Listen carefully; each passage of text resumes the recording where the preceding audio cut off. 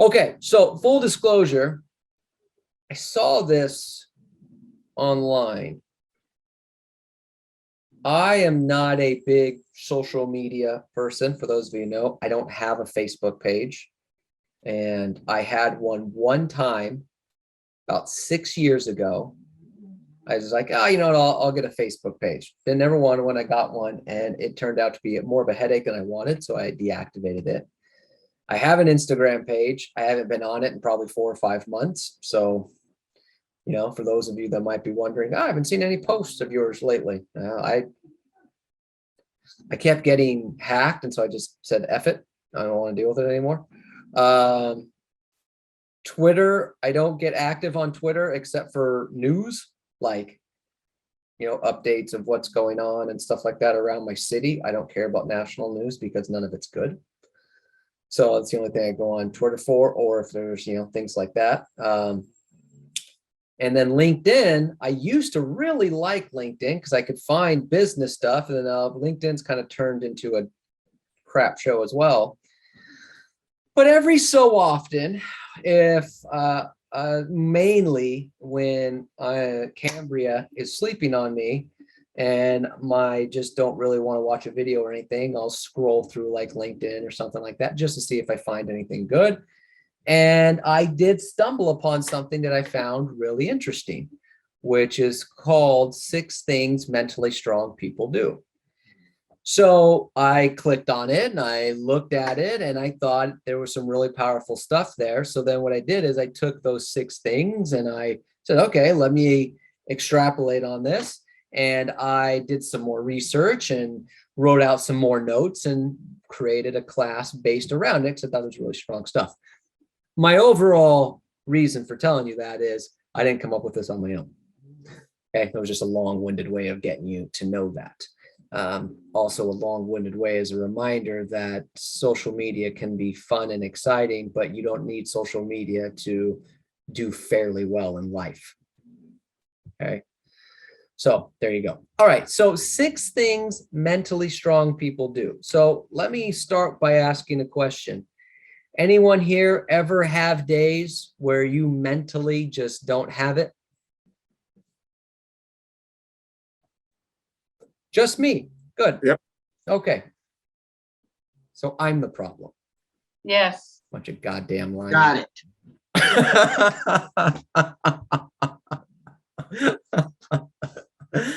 There are days where mentally you just don't feel like doing the work. You don't feel like getting up. You don't feel like doing the prospecting, doing the practicing, all those other different things. Everybody has those days. As a matter of fact, when we do our business plans, we calculate those days. We always tell you when you're trying to figure out your day's work, if you've never done it in the past, is we say, have there ever been a day where you go to work but you're not really at work? Everyone says, yeah. We'll add 1 day a month. So it's 12 days a year. So roughly 2 weeks out of the year, you're not going to be working just because mentally you won't be there. Now, here's the thing, though. People that are not mentally strong have that happen all the time. Or they have it happen and they can't get out of it. So 1 day turns into 2, 2 day turns into 3, 3 days just said, oh, screw it. It's already Wednesday. I might as well not even work this week. Okay. And then it just carries on and on and on and on and on. And for some people, it goes on for months, a year. I mean, there's a lot of people that in 2020 and 2021 just gave up. I'm not talking about the people that were sick or had family members who sick. That's different. I'm talking about people that, or were fearful of it. That's different. I'm talking about people that weren't really sick, didn't have family members that were deathly sick, weren't really concerned about what was going on, just simply mentally couldn't get out of their own way and couldn't be productive. We had a number of people do that, even in our own organization in the last couple of years. And now the problem is some people still haven't gotten back into it. So it's vitally important that we constantly are working on our mental strength. Now, what do you think? Do you think mental strength is as important as physical strength? I would tend to agree with that. That mental strength is just as important as physical strength. Sure. Yes. Sure. Absolutely. So I hear stories all the time of I'm going to the gym, I'm working out, I'm lifting weights, which are all great. And I encourage everyone to do that. But are you working on your mental strength? Are you doing things to make you stronger mentally, not just physically? Okay. So it's vitally important that you're doing those types of things. So here are 6 things, not necessarily written in any order of importance, just like always. 6 things that mentally strong people do. Separate mental strength from those that can't get over those humps on days that they just don't feel like doing the job. All right. First thing here. Number 1 is they move on. They move on. They don't waste time feeling sorry for themselves. First thing mentally strong people do is they move on. They don't waste time feeling sorry for themselves.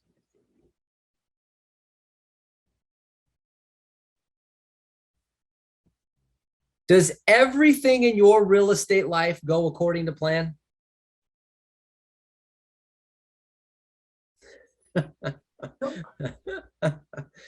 No, no. Rochelle's had her license for like a week and even she's saying no. Okay. No, not everything goes according to plan.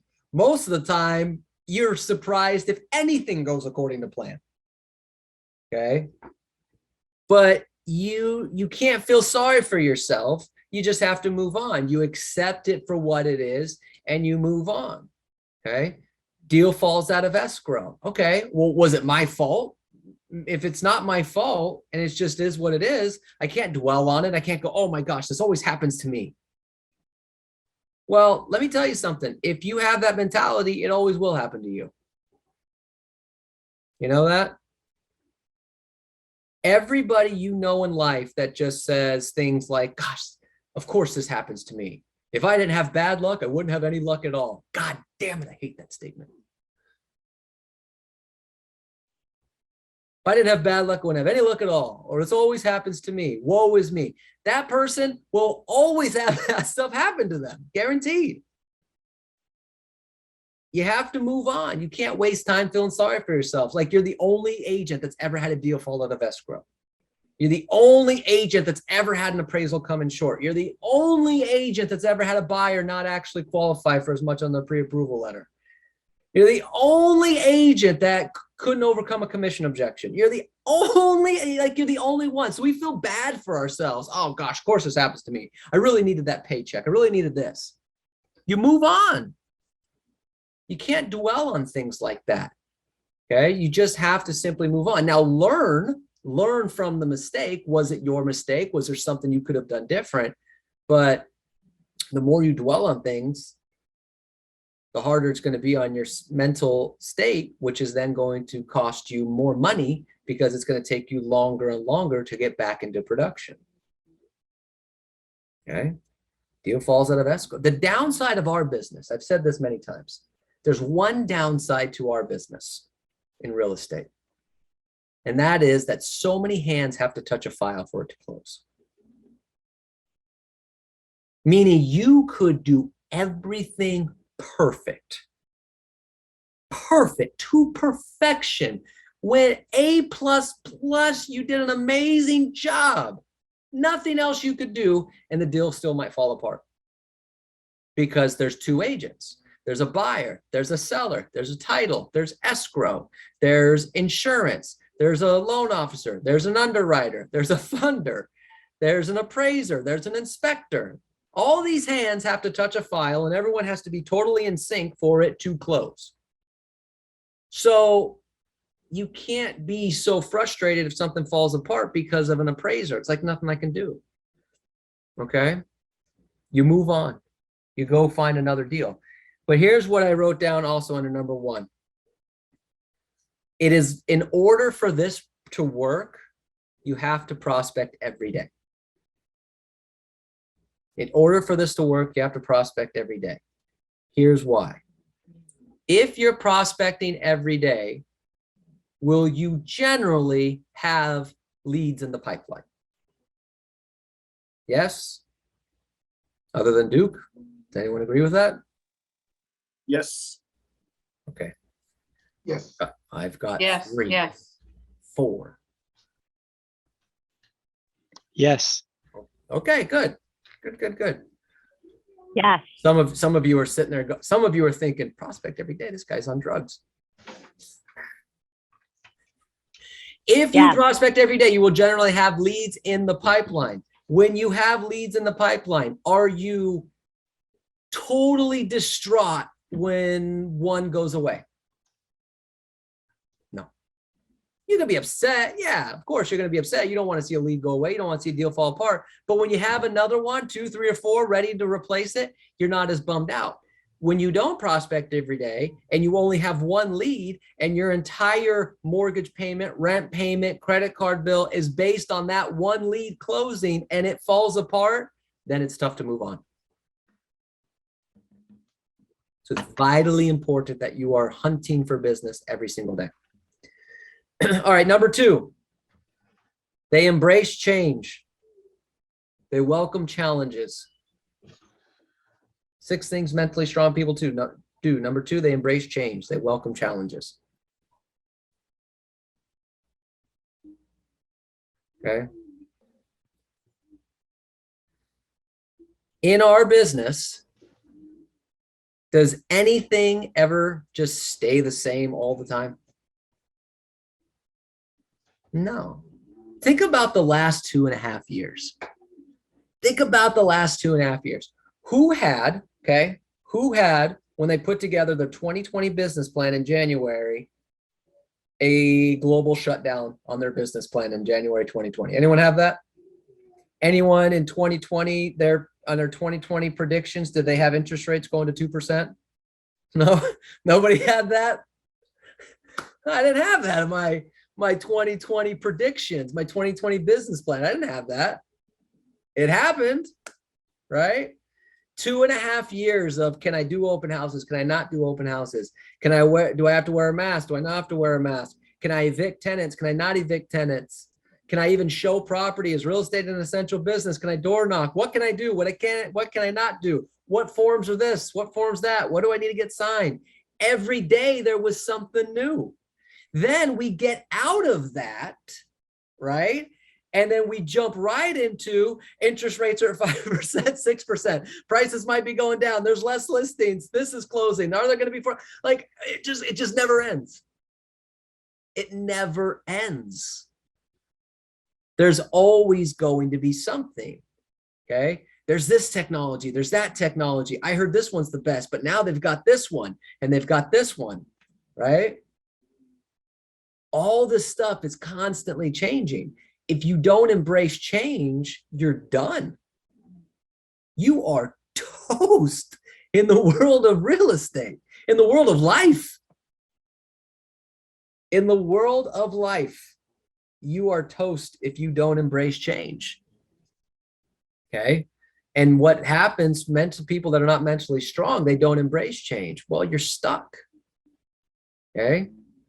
You can't adapt. You can't change things. You can't move forward because you're not mentally strong enough to embrace that. You're not mentally strong enough to embrace the challenges.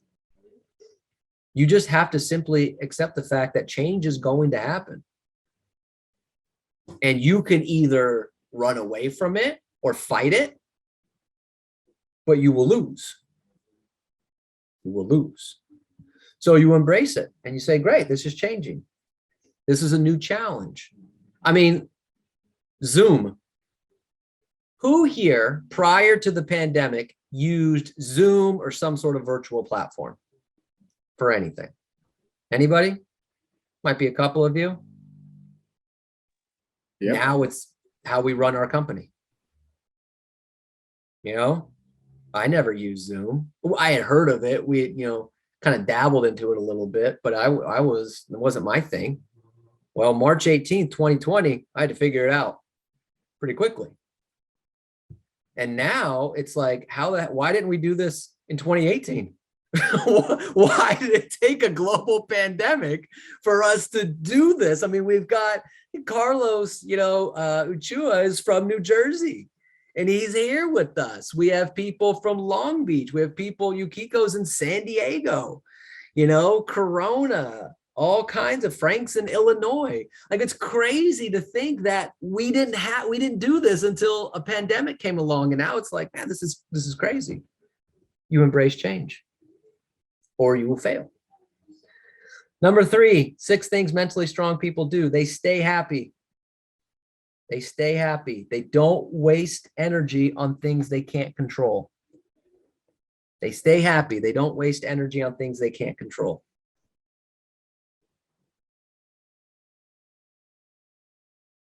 I tell you, man, it is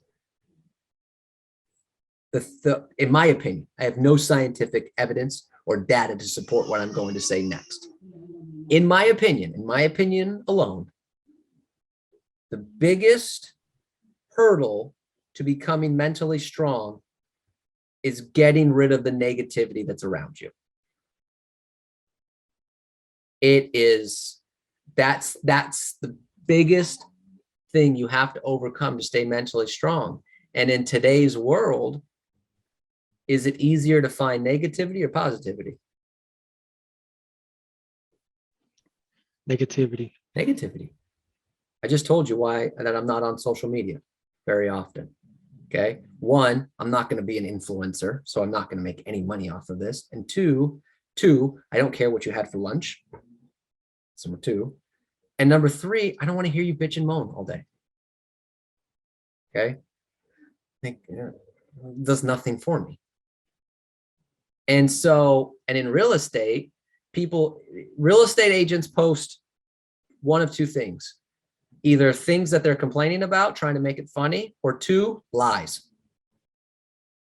That's what real estate agents post. I'm number 1. Not everyone can be number 1. Okay. Look at this listing, this wonderful listing. Yeah, that's great. That's a nice listing. It's not yours, but that's so nice of you to post it. But the negativity, you have to try your best to eliminate that. Okay. Now, the part of the problem for some of us, not for all of us, but for some of you, you're the negative one. Okay. Now, I'm not trying to get rid of you. What I'm trying to do is shift the mindset around, like, I don't know. Let's be honest. I really don't know hardly any of you personally. I know you business, but I don't really know many of you personally. I think in our entire company, truth be told, I've been to Neil's house and I've been to Melinda's house. I don't think I've been to anyone else's house. So my point is I don't know you personally, but if you're one of those people that's super negative, I could probably tell you things aren't that bad. Okay. Yeah, life can suck sometimes, but if you live in Southern California and you're unhappy, that's your problem. Okay. Carlos, you don't know what I'm talking about. You live in New Jersey. Now, Carlos, I did live in New Jersey for a year, so I get it, but we don't have to deal with winters. Okay. Rochelle knows Buffalo. Okay. We have to deal with that stuff. If you're unhappy in Southern California, that's on you. Okay. And I get it. I am the biggest advocate of Los Angeles and Southern California. And, I wear that badge proudly. But it's like, at my house, the beach is like right there and it's like 85 degrees. It's behind you. Yeah, I know. I have to, I didn't want to turn my head. I have another window right there. Like, if I'm unhappy with that, that's my problem. What's wrong with you? You wake up every day where people are dying, literally, no joke. People are willing to risk their lives to come here. As many problems as we have in this country, and I will admit we have some, people are willing to risk their lives to come here. Every day. They're willing to hide in tunnels overnight while helicopters fly around. They're willing to give every dollar they've ever scraped up to pay people to help them get across borders or help them get across the waters or whatever the case may be. They're trying to get their families and different types of things. They're doing everything they can to come here despite whatever problems we may have. And then if you live in Southern California, they're not trying to come here to get to Kansas. I'm not going to fight all through all of that to try to get to Topeka. I'm trying to get that so I can get to LA, so I can get to Orange County, so I can get to New York, so I can get to wherever. And yet some people live here and are just so disappointed about life. What? Come on. That's what mentally weak people do. Mentally strong people, they still like, man, I got a good thing going here. Yeah, life gets hard. Life sucks. You know what? Believe it or not, for some of you, I have really bad days. Some of you are like, Robert, you're always so happy. You're always so chipper. Yeah, I do my best, but there are times when I'm not in a good mood. Okay, everyone's guilty, but for the most part, man, life's good. So you have to embrace that mentality that overall life is good. And here's the beauty of it. If you don't think your life is good, you have the ability to change that. Whether that's, hey, you know what? I could pick up the phone today and I'm going to make 100 contacts until I find someone that wants to buy or sell a house that could get me 15 grand. 15 grand is certainly something that could make your day better. Okay. You have the ability to change that. You have the ability to go door knock. You have the ability to learn something. You have the ability to do something different. If you don't like where you live, you have the ability to move. This is what I tell this to agents all the time on calls. They say, well, they want to sell, but they're fighting me. They don't know if now's a good time. Why do they want to sell? They don't like where they live. It makes no sense to me. Think about this. Let's think about this logically. I don't like where I live. It's 2022. You have planes, trains, automobiles, boats, whatever. You have the ability to go anywhere in the world. You just have to buy a ticket, which means you have the ability to live anywhere in the world. Why would you choose to live somewhere you don't like? It makes no sense to me. I don't like where I live, but I think I should wait. Why? You can live anywhere in the world. Now, I'm not telling you that if you don't like where you live, you have to go move all the way to Paris, but you can move to a different street. Move. I don't like where I live, Robert. Move. It's crazy, right? Different mentalities. All right, number 4, 6 things mentally strong people do. They are kind, fair, and unafraid to speak up. They are kind, fair, and unafraid to speak up.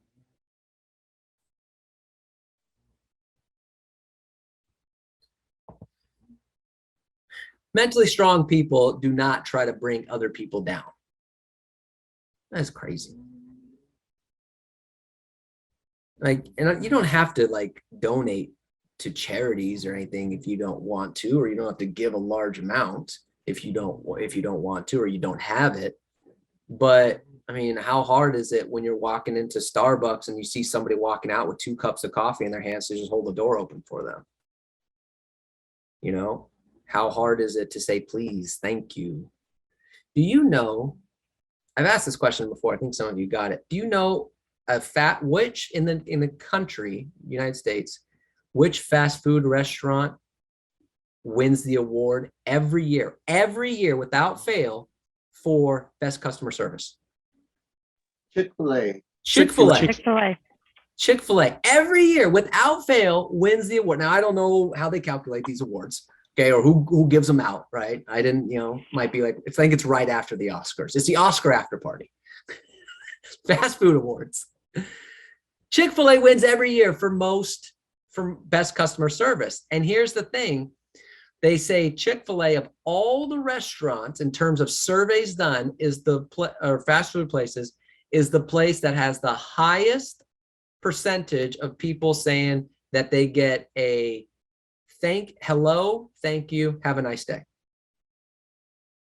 Hello, thank you, have a nice day. Chick-fil-A said above all else, that's the place to get it, and they win the award every single year. Now, I have no idea if this coincides with one or the other, but do you know that my pleasure, yeah, thank you, Noel. Do you know which fast food restaurant is the most profitable in the United States? Chick-fil-A. Chick-fil-A. Now, I have no idea if those are connected. I'm going to assume that has something to do with it. Yeah, the chicken sandwich is great, but it's, it's not like you're getting a Mastro steak for, $10, right? And just simply by being kind. And they win that award every year. They're the most profitable. And keep in mind, they're only open 6 days a week. So all the other fast food restaurants get a 7th day to make money. They do it in 6. There's no reason to be rude to people. There's no reason to be mean to people. It just doesn't make any sense. Okay. The oldest adage there is treat people like you would want to be treated. So just simply be kind and be fair.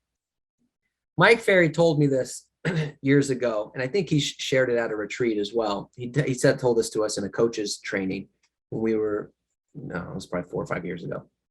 And he said, we have to understand in real estate that if it's a win for the seller and not a win for the buyer, that's not a good real estate deal. And if it's a win for the buyer and not a win for the seller, it's not a good real estate deal. It has to be fair for both. And sometimes we forget that. We're trying, we're trying to screw this buyer out of this. We want to get everything out. And it's like, you're not being fair. Or you're a buyer and you're trying to squeeze everything out of the seller. You're not being fair. Everybody wins if it's fair. So be fair. Don't be unreasonable to other agents. Don't be unreasonable to clients or anything like that. It's got to be a win for everybody. So be fair. Okay. Don't be unafraid to speak up. It's okay to speak up. It's okay to stand up for yourself. It's okay to speak your mind. Now, keep in mind that doesn't guarantee that people are going to like it. But, you have to have some principles. You have to have some morals. You can't let things fester either. At some point, you will explode. Right? It's like the movie Anger Management with Adam Sandler and Jack Nicholson. Anyone ever see that movie? It's great. Goose fraba. But he tells them, right? He tells them in the movie, he says, Adam Sandler's trying to convince him, saying, I'm not really an angry person. He said, well, there's 2 types of angry. There's the person who is very outspoken angry, right? And they go in and they rob a liquor store and this and that. And then there's person B who just keeps everything festered inside. And then one day, instead of robbing the liquor store, goes in and shoots everybody. Right? And he's saying it as a joke. I understand in today's times that the analogy probably wouldn't be as funny, okay, because of what we're going through. But the point is that if you don't speak up and it festers, it will eventually come out. I do this on coaching all the time. You come to me with an idea. Robert, I want to try this. Let me get your thoughts. And every single time I will tell you, go do it. Even if I don't think it's a good idea, I'll tell you, go do it. Here's why. Because you're going to do it anyways. So I can either disagree with you and push you to not do it, which will make you resent me, and I don't need any help. I don't need any help with you resenting me. Hey, Robert. Yes. I feel pretty. There you go. Yes, there it is. Perfect. Right? I don't need any help with you resenting me. So I'm not going to do that. But number 2 is that even if I tell you I don't think that's a good idea and you don't do it, it's going to stay in your mind. I really want to try it. I really want to try it. And then it's going to keep festering up until you finally just do it. And you might not even do it correctly. So I'll always say, oh no, go try it. Get it out of your system. Right? So go do things. All right. Number 5, they're willing to take calculated risk. Mentally strong people are willing to take calculated risk.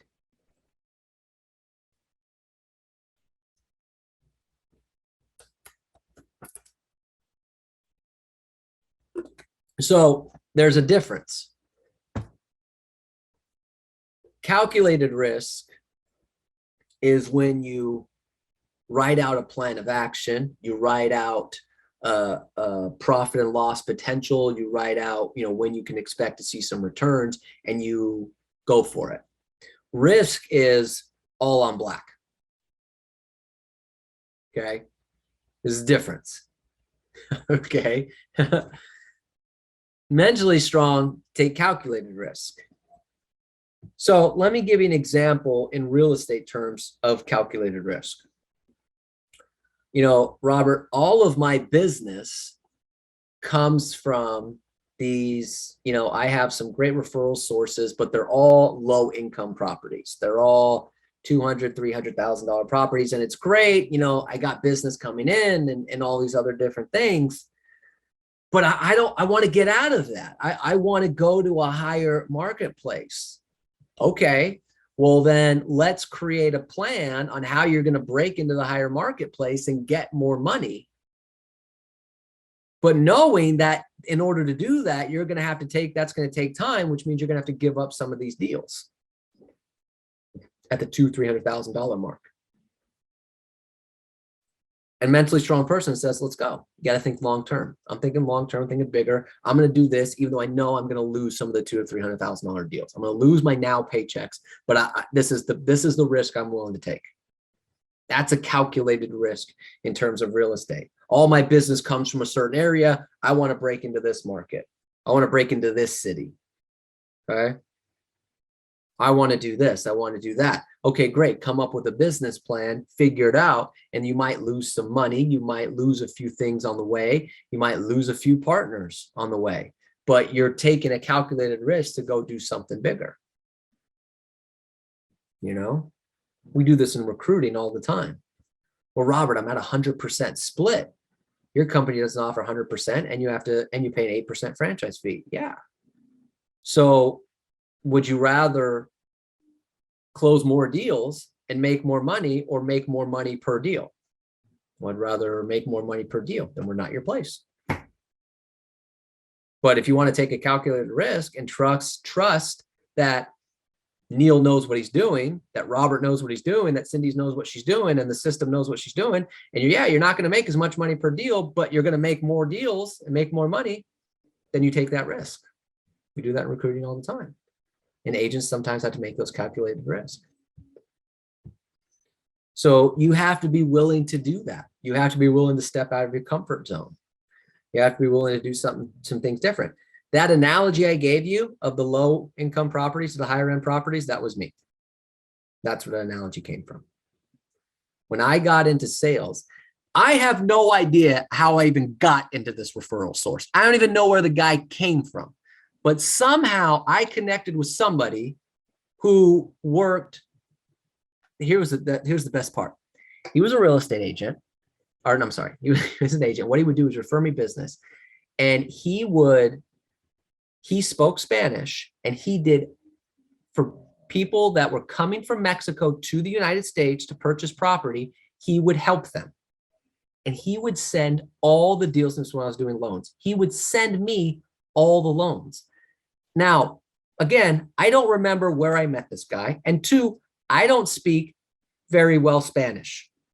Okay. Yo quiero comer. I want to eat. Más cerveza, por favor. I lived my whole life on those two statements, and it's gotten me to this point today. But the point is, so again, I had no idea, but he kept sending me all these deals, which was great, but they were all, because you have to remember, this was not yesterday. So these deals were $150,000, $200,000. My office was in Beverly Hills. So I have all these other people in my office. I'm closing 12 deals a month for $3 million in volume. They're doing 3 deals a month for $5 million in volume. I'm like, damn it, So I had to take that risk of saying, I appreciate what this guy is sending me, but I don't want to do these deals anymore. I want to go to the Beverly Hills. So I had to take that risk and kind of give up those to go get the bigger deals. It worked, but I had to take that risk. Okay. But I had a plan in place. Actually, I wrote out the plan.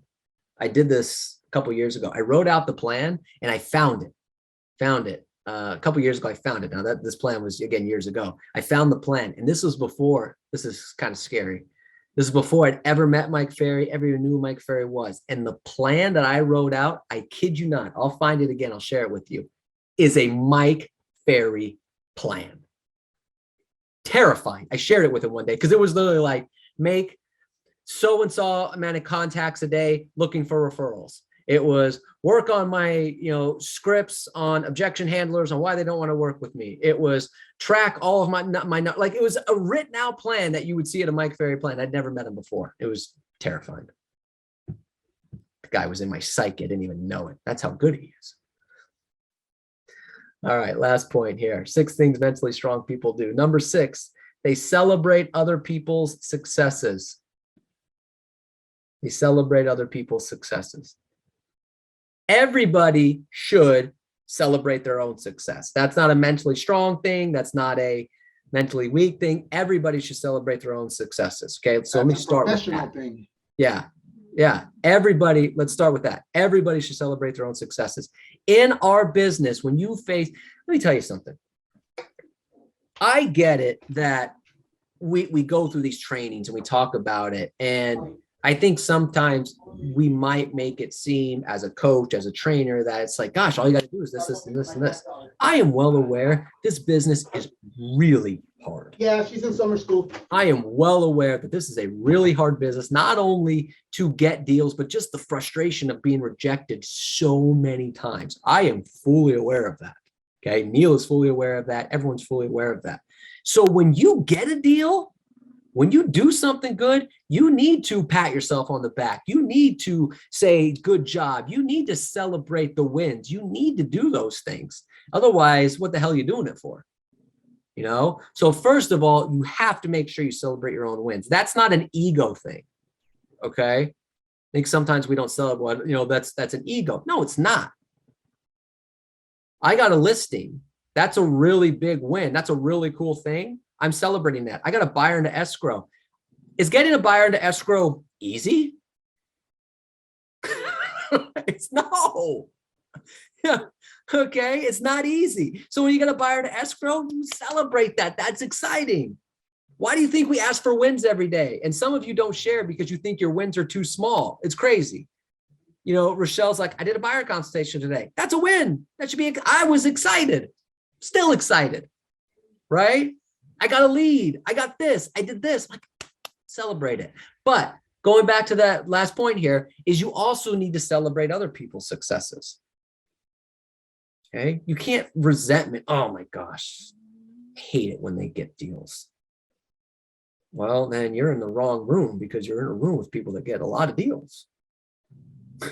I have other real estate offices I recommend you go to because that don't do a lot of deals. You'll love it there. You'll love it there. They don't do any deals. You're not going to have any resentment. You'll love it. You want to come here? You're going to hear about it. So you can either get pissed off at everybody or just, hey, cool, good for you. I'm in the right room. I'm with the right people. They're doing deals. I want to do deals. I want to be a part of the fun. I want to be part of the excitement. This is really important in real estate. There's enough deals for everybody. There is enough deals for everybody. Okay. So it's okay. Celebrate other people's wins. Celebrate other people's successes. I'm a Mike Ferry guy, for example, but when I see things that Tom Ferry or Brian Buffini or someone else did, I'm like, damn, that's cool. Good for you, man. I know coaches for the Tom Ferry organization. One day, Robert will learn how to speak. I know coaches for the Tom Ferry organization, and I congratulate them all the time. Oh, good for you. Oh, you did that? Wow, that's great, man. Yeah, I took one of your people left and came to our coaching. Good for you. I hope you helped them better than I did. I'm not upset. I want other people to succeed because I want to be around people that are succeeding. It helps me. So it's okay to celebrate other people's successes. It's okay to, want to be around those type of people, but it's also okay to want to beat them. Okay. I mean, it happens all the time. It's just friendly competition. but you have to be okay celebrating other people's successes. It's just how you get better. And it's how you stay focused. And the last thing I wrote down on that is, in terms of celebrating other people's successes, just because somebody's successful doesn't mean you can't beat them. And it doesn't mean you can't work that area. We used to get this in Long Beach all the time years ago when we were growing that office. Well, do you think I should work Long Beach with Melinda and Nancy working here? Real questions we used to get, because Melinda and Nancy are like two of the biggest agents in the state. And they both work in Long Beach. Well, do you think I should do that with them working here? Anyone want to guess what market share combined Melinda and Nancy have in the city of Long Beach? I'll give you a hint. It's 5. Oh, I'm sorry, I gave you the answer. The two of the biggest agents in the state, they combined have a 5% market share, which means there's a 95% other market share just in that city, let alone if you wanted to work the surrounding area. Don't ever let one agent, you can, be happy for agents, but don't ever let them discourage you from working an area, and don't ever let them discourage you from that you can't beat them. Best example I ever give of this is Karen Bernardi. Karen Bernardi is the Michael Jordan of real estate. In her career, has made over $60 million in commission, not volume, gross commission earned over $60 million. For those of you that aren't good at counting, that's a lot. Okay. 60 million. You would think in Boulder, Colorado, that if Karen Bernardi went on a listing presentation, the seller would just go, here you go. Why would you list with anybody else? It's Karen Bernardi. It's like being a basketball coach and saying, hey, Michael Jordan's available, and going, no, I want somebody else. Hello. Okay. And yet, Karen Bernardi gets the listing contract signed 88% of the time. Now, 88% is really high, but that means 12% of people say, I'm good. Why can't you be one of those 12% that beats the Karen Bernardi in your marketplace? If 12% of people are telling Karen Bernardi no, then whoever the best agent is in your marketplace, 20, 25, 30% of people are going to tell them no. Which means you can beat them. They're beatable. So you celebrate other people's successes, but don't celebrate it too much where you don't think you can compete with them. You don't think you can work in the same area as them. It's crazy. Don't ever do that. Don't ever do that. Questions on whatever we went over today. Questions on what we went over today. Yeah, I apologize for joining late. Can you go over the first 4 again real quick? First 4. Yes, I can. I most certainly can. Okay, number 1, 6 things mentally strong people do. They move on. They don't waste time feeling sorry for themselves. That's number 1. Number 2, they embrace change. They welcome challenges. Okay. Number 3, they stay happy. Stay happy. They don't waste energy on things they can't control. Okay. Number 4 is they are kind, fair, and unafraid to speak up.